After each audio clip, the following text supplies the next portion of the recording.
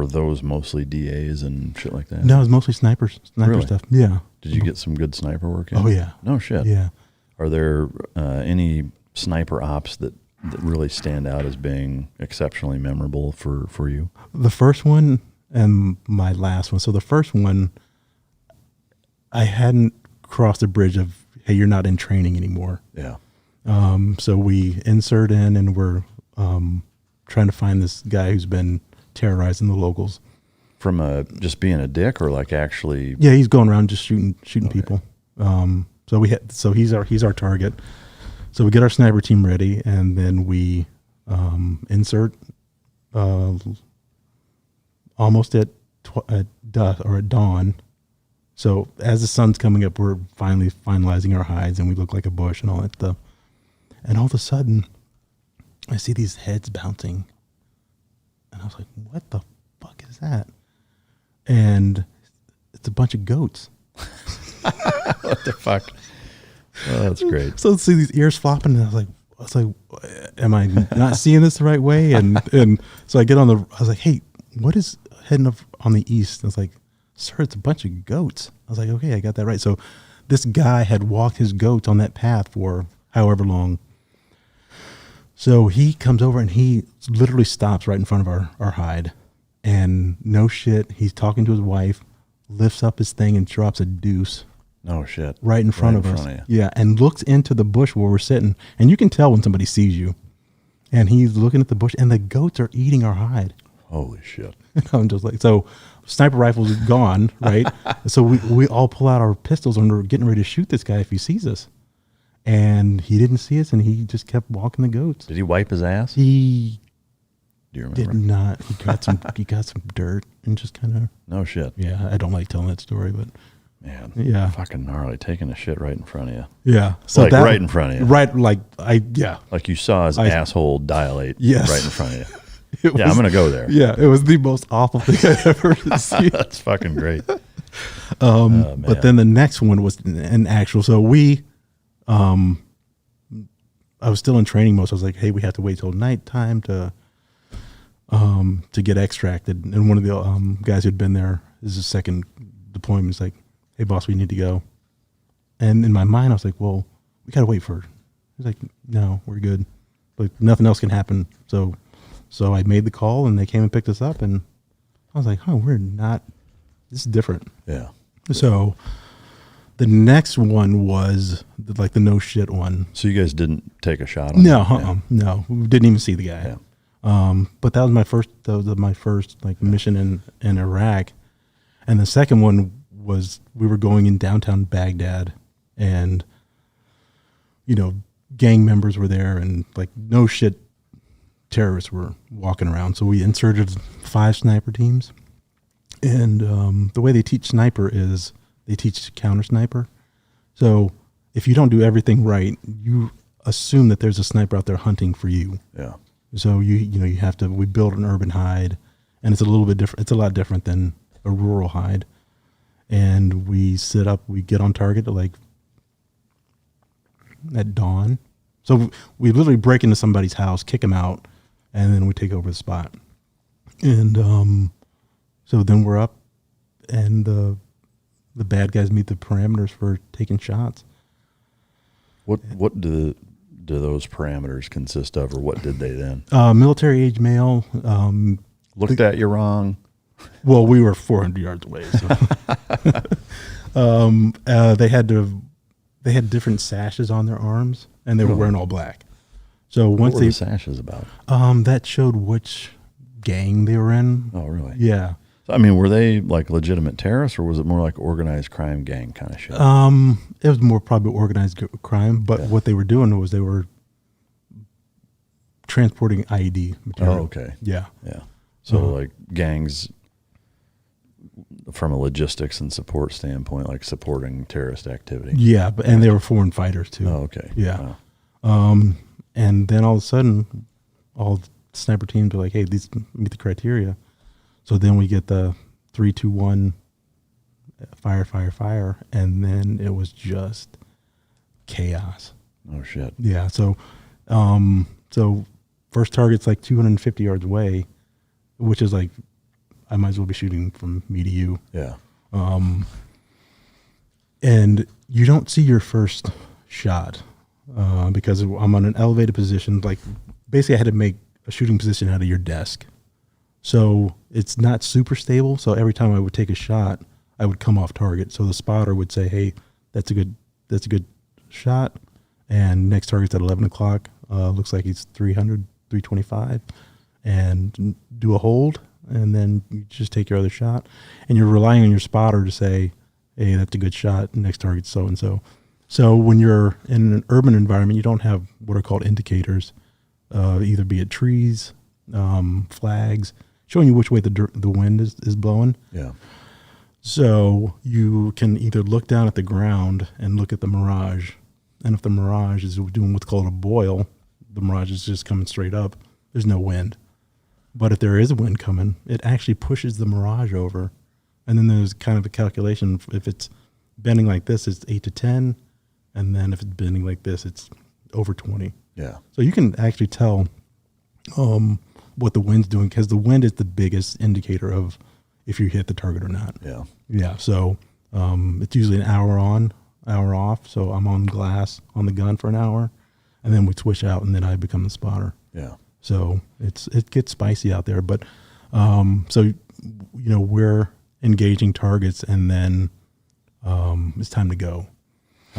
How long were you in that hour on, hour off and target engaging? We didn't engage until hour like number 6. Oh, wow. Yeah.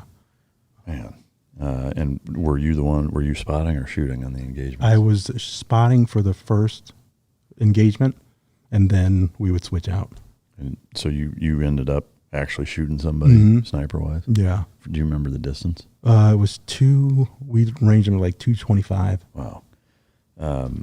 I'm curious, to have a sniper that's taken that shot, and this is your first one after you were the spotter and you're the actual shooter. Can you kind of walk us through that couple of minute process from identifying through the entire shot?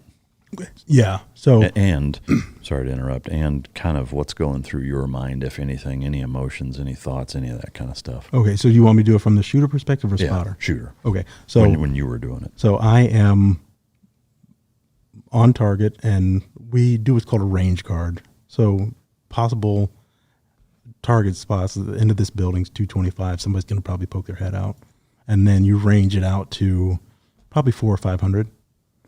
And then the spotter's behind me, and he has to get right behind my gun because he needs to track where the round is going. In case I happen to miss, then he's gonna, hey, come down a minute, over a minute, re-engage. So he's like, and every few seconds, he's reconfirming what the wind's doing. And he's like, okay, if you take your shot, hold 1 minute to the right. So normally in that wind condition, I was holding on the person's left chest. It's over 220 yards, going to push the round, hit him center mass. And he's just calling out distances and reconfirming what the wind's doing. And then once the target comes up, he's like, target's right there, cleared to fire. And then I would take the shot, and like I said, it would come off target, so I didn't actually see the impact. All I could see was the spotter's like, that's a good shot. And he's like, okay, we have another one at 11 o'clock, 325.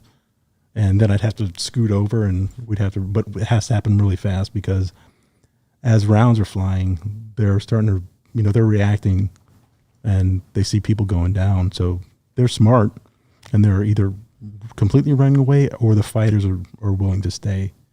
So then it's a constant check-in.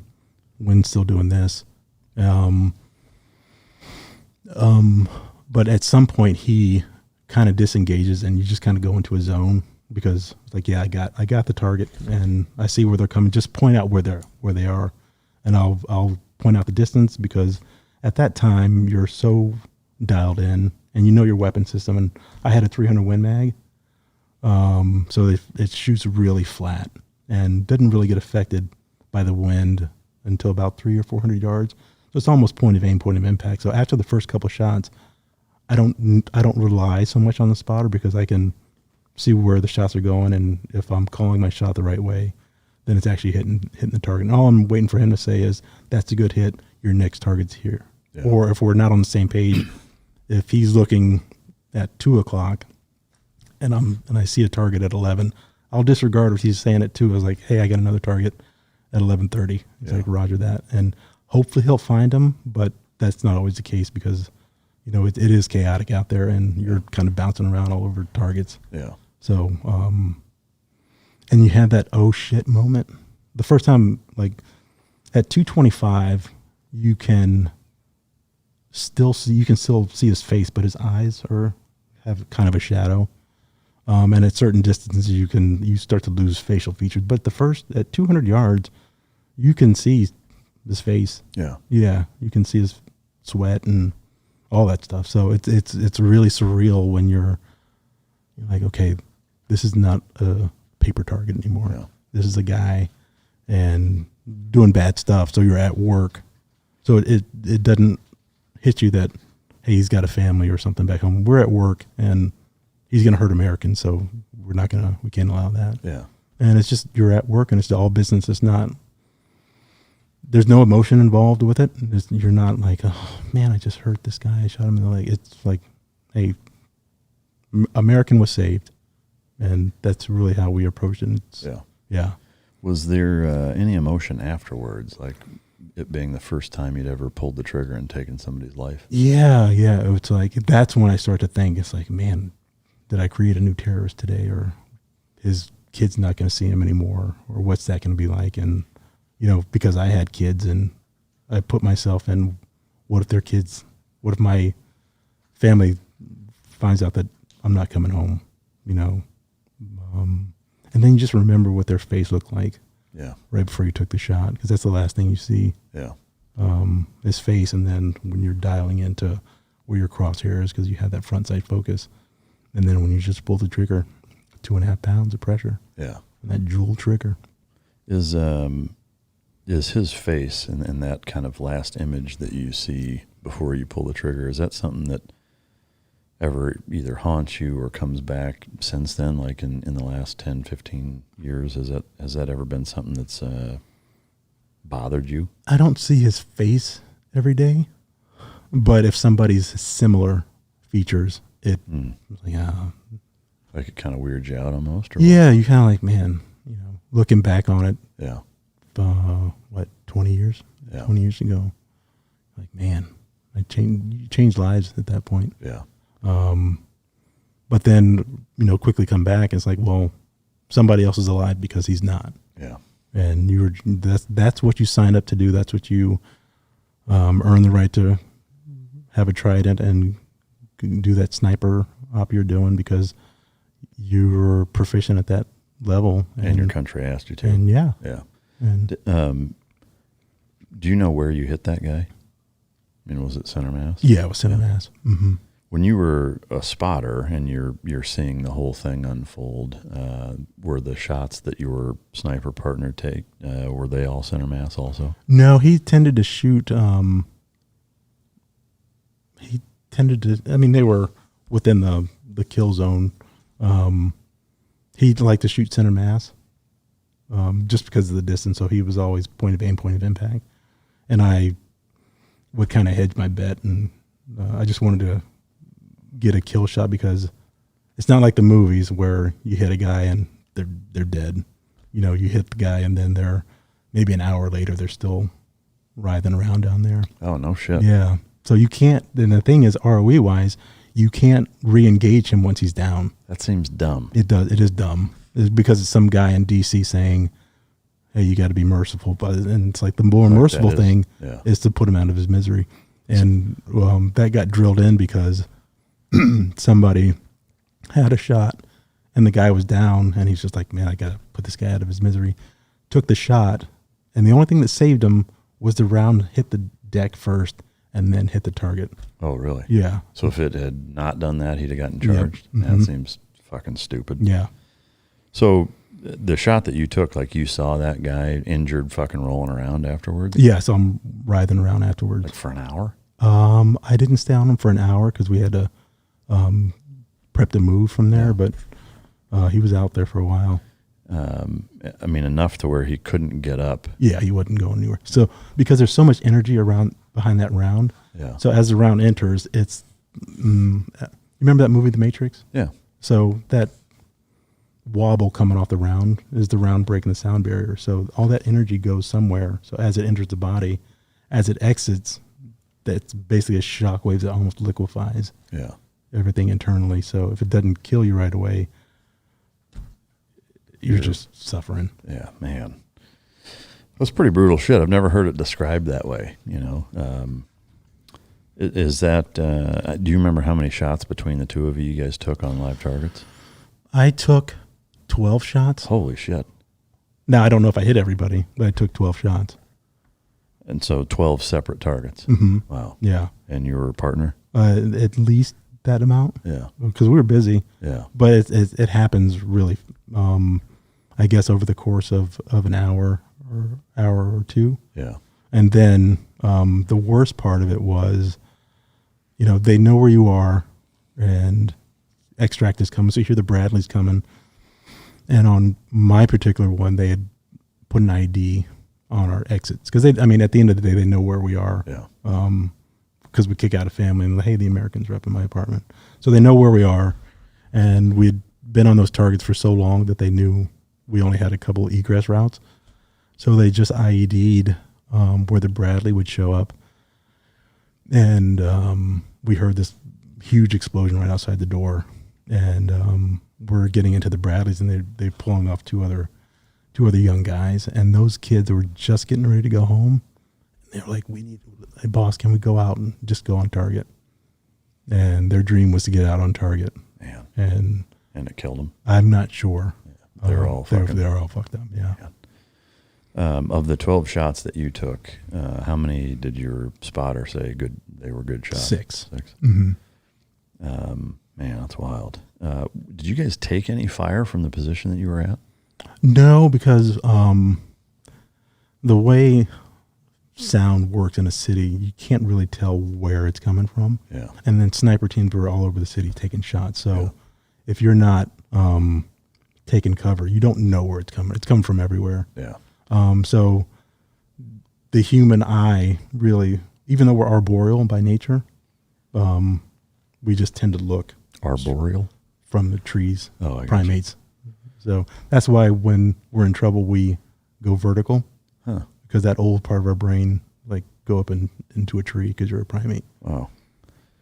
Fucking learn something new every day. I've been to college 3 times, Mike. Oh, that's good stuff. You guys kicked the family out. Yeah. Wouldn't it make more sense to keep them there? Mm-hmm. Did you start doing that afterwards, or you just... We were supporting the Army. And that was their rule? That was their rule, yep. Kick them out. I mean, that seems stupid. Yeah. And now, I don't know if they had handlers, and they just weren't in their own apartment. Yeah. So that part, I don't know. Once they kicked them out, we got into a sniper hide, and they really had a whole team dedicated to us taking shots. Wow. Yeah.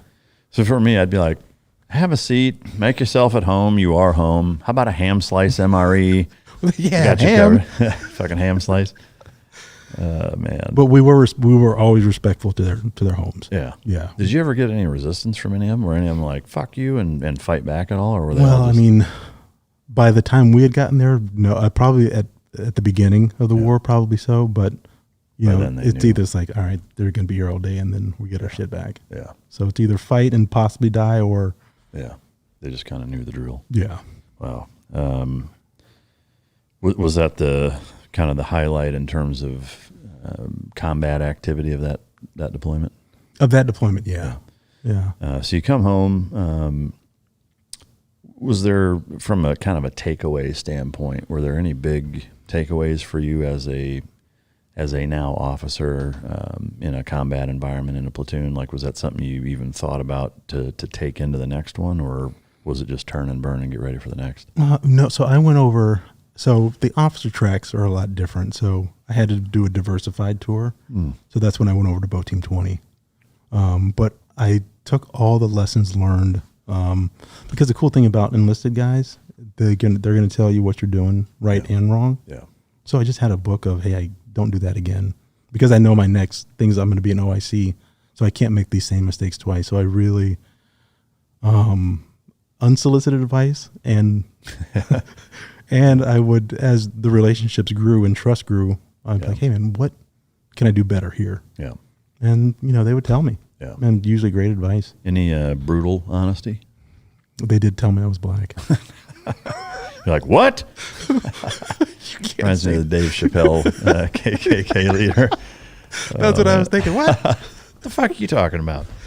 Well, yeah, when you mentioned a diversification tour, I was like, doesn't being black just count as that? Kinda, it should.